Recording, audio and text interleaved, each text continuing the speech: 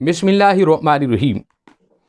میری اور آپ کی زندگی میں قدم قدم پہ مشکلیں ہیں۔ آئیں آپ کو ایک تاریخی واقعہ پیش کرتا ہوں۔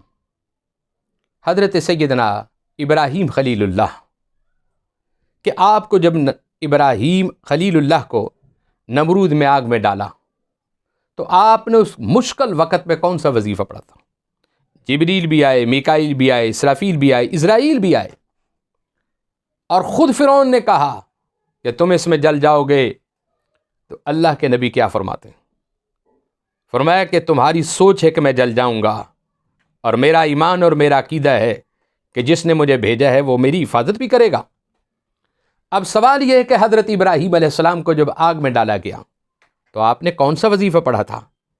قرآن کریم میں آتا ہے کہ آپ نے جبرائیل کو کہا، میکائیل و اسرافیل و اسرائیل کو کہا تم سب پیچھے ہٹ جاؤ، حسبنا اللہ حسبنا اللہ حسبنا اللہ ونعم الوکیل نعم المولا ونعم النصیر۔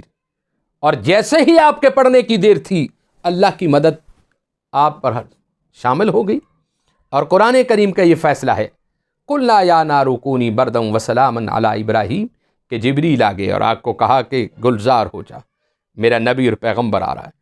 وہ ہے کہ ابراہیم پیغمبر سے اس عمل سے یہ ثابت ہوا کہ جو شخص مشکل وقت میں ہو اور پریشان ہو، جب یہ قرآن پاک کی ان آیتوں کا تکرار کرے گا، یقیناً میرا رب جو ہے اس کی مشکلوں کو حل فرما دیں گے۔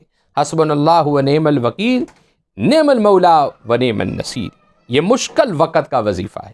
وآخر دعوانا الحمد للہ رب العالمین۔